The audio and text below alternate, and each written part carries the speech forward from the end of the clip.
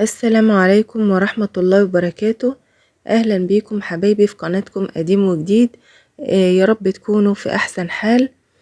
النهاردة أنا الفيديو بتاع الفسيخ ده كنت نزلته وجاتلي عليه أسئلة واستفسارات كتير، فقلت خلاص أجاوبكم على الأسئلة بتاعتكم دي والاستفسارات عنه بالفيديو نفسه تاني، وأحذفه سجله لكم تاني وأنزله لكم تاني. اولا زي ما انتم شايفين معايا كده الفسيخ بسم الله ما شاء الله، شكله مش محتاج اي كلام، يعني نظافته، لونه، والله العظيم ريحته جميلة لحد حالا، يعني ريحته في مناخيري متهيألي ان انا باكله تاني. فوالله الفسيخ زي ما انتم شايفين طلع بيلمع بيبرق كأن لسه السمكة ما اتخللتش. جميل جدا جدا، لونه حلو وطعمه حلو، تمليحه حلو، نظافة فوق الوصف، مفيش اي ريحة خالص في البيت. يعني كأن ما عندناش فسيخ زي ما كانوا متعودين قبل كده، الريحة بتبقى يعني فظيعة. السمك زي ما انا قلت بنجيب السمك البوري، وقلت قبل كده ووضحت ان في سمك مزارع وسمك بحر او بحاري، والفرق بينهم ان ده بيبقى في البحر، بتاع البحر بيبقى خياشيمه مدممة، لكن بتاع المزارع بتبقى فيها شوية طينة كده. وبعدين قلت ايا مكان نوعه فمش مشكلة معانا، المهم هات السمكة اللي تعجبك، اللي ملحمة، متوسطة كبيرة بس بعيد عن الصغير قوي، يعني خليها متوسطة او كبير، واللي معايا ده متوسط.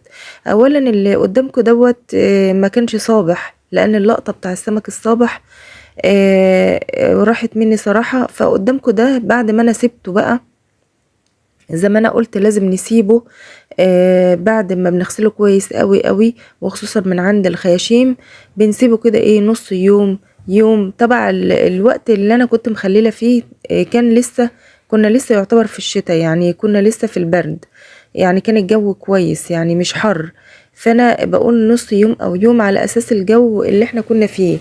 لكن لو في الحر هتسيبيه اقل من كده لحد بس ما يصفي ميته خالص، والدم الزياده دوت اللي انت شايفاه هو ده اللي بيعمل الريحه، وهو ده اللي بيخلي طعمه او ريحته مش كويسه.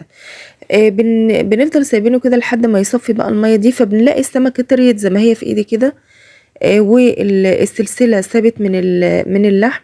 فاحنا بنعمل لها المساج البسيط اللي انتوا شايفينه دوت، ان احنا بنضغط ضغطه بسيطه بس، هو اصلا خلاص مادام هتسيبيه فمش محتاج بقى تضغطي على الديل قوي ولا حاجه، انت بتلاقي خلاص السمكه طريت معاكي.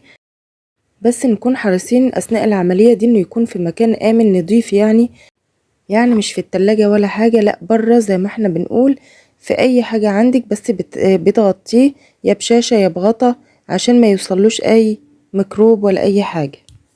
بعد كده زي ما انتوا شايفين معايا لما بينزل بقى الدم ده بنرميه خالص بقى، وبيبقى ناشف معانا السمك اهو. بنجيبه بقى وبنحشي الخياشيم بتاعته بالملح الخشن، ويستحسن زي ما انا قلت بالملح الخشن، قلت يستحسن الملح الخشن. الفرق بين الملح الخشن والملح الناعم ان الملح الناعم بيدوب اسرع وبيملح اسرع، وبيملح برضو تمليح اكتر من الملح الخشن. الملح الخشن بياخده كده على المهل وبيحدقه التحديق اللي احنا بنقول مترتب، يعني بالتدريج، يعني بياخده بالتدريج. فلو انت برضو هتستخدمي الملح الناعم مفيش مشكلة، بس لازم تبقى عاملة حسابك انه بيملح اسرع واكتر من الملح الخشن، فبتحط كمية اقل، ما بتمليش بقى الخياشيم قوي زي ما انا مليها قوي كده، بتقللي شوية. وبعد كده بتبدأي تعبيه في الاكياس بتاعة التلاجة اللي هي زي بتاعة اللبن دي، وبتحطيه بقى زي ما انا بعبي كده اهوت. واهم حاجة بقى في النقطة دي وفي المرحلة دي ان انت تخرجي اي كمية هوا من الكيس. زي ما انتم شايفين معايا كده عبيت السمك بتاعي على كيسين، 3 هنا و3 هنا، شايفين بقى بحاول اخرج اي كمية هوا، بضغط عليه ضغط جامد لحد ما الهوا يطلع من الكيس خالص نهائي. زيادة في الاحتياط كمان عملت ايه، جبت ستريتش وهلف لف جامد جدا السمك بتاعي اهو زي ما انتوا شايفين كده. هقعد الف زي ما انا ايه، زي ما اقدر بقى. هلف اللفتين بتوعي بنفس الطريقة اهو، واكون حريصة. كل ده علشان ايه؟ علشان اطلع منه كمية الهواء، اي كمية هواء، وكمان عشان اعزله عن الهواء بتاع المحيط بتاعنا، يتعزل عن عن الخارج خالص، ما يدخلوش اي هواء خالص.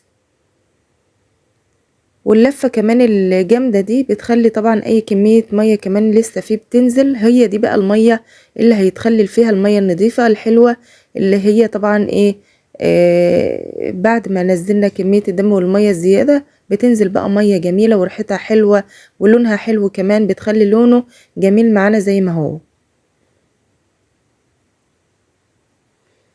انا يا جماعة ما بحطش كركم ولا شطة ولا حاجة، انا طول عمري بخلله كده. واللي عايز يحط الحاجات الاضافية دي مفيش اي ضرر، يعني عادي يحط الحاجات دي.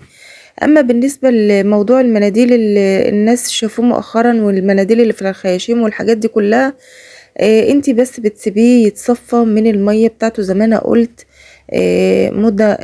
المدة الكافية بتاعته، سواء في مصفى، سواء في حلة، في بتاع. اهم حاجة تكوني بس محافظة عليه وحاطاه في مكان زي ما احنا قلنا امن، ومغطياه بشاش او بحاجة علشان ما يوصلوش اي ميكروب. ده كل الموضوع. وبعد كده ما فيش خلاص، ما فيش اي حاجة فيه خلاص، هو بينزل كل اللي فيه بقى. مش مشكلة بقى مناديل والنشف الخياشيم ده مش مشكلة خالص، لان انا كده كده عايزة برضو يكون في نسبة مية هتنزل ويتخلل فيها، فده مش مشكلة. اهم حاجة اللفة اللي انتوا شايفينها دي، لفيت اللفة المظبوطة هيطلع معاكي مظبوط جدا. وكمان اللفة دي يا جماعة بتسرع كمان من عملية التخليل. وطول ما انتي لفة اللفة دي لازم كل يوم تحركيه على كل جنب شوية، بتقلبيه طول ما انتي حاطة بتقلبي كل ما تفوتي عليه كده وتروحي وتيجي، هو ما بيطلعش ريحة نهائي خالص. هتسيبيه جنبك كده مش هتلاقي فيه اي ريحة طالعة، طول ما انت رايحة وجاية عليه بتقعدي تقلبي فيه لحد ما يبقى معاكي بالمنظر الجميل ده. وزي ما انا قلت لكم طريقة الفتح بتاعته، بتجيبي مقص كده بتفتحيه من عند البطن، او سكينة حامية بتفتحي من عند البطن بتاعته، وبتطلعي بطنه بدماغه بكله، بتقصيها او بتقطعيها بالسكينة، وبيبقى عندك بقى السمكة زي الفل اهي. السلسلة سايبة من اللحمة ازاي، وشوفوا شكل اللحمة لونه ايه، شايفين؟ في منتهى الجمال يا جماعة. وده كله في وقت قياسي جدا. انا فاتحة عليه بعد 4 ايام بس من التخليلة دي، وعايزة تكتري الاسبوع. ده يعني ده يعتبر كتير كمان.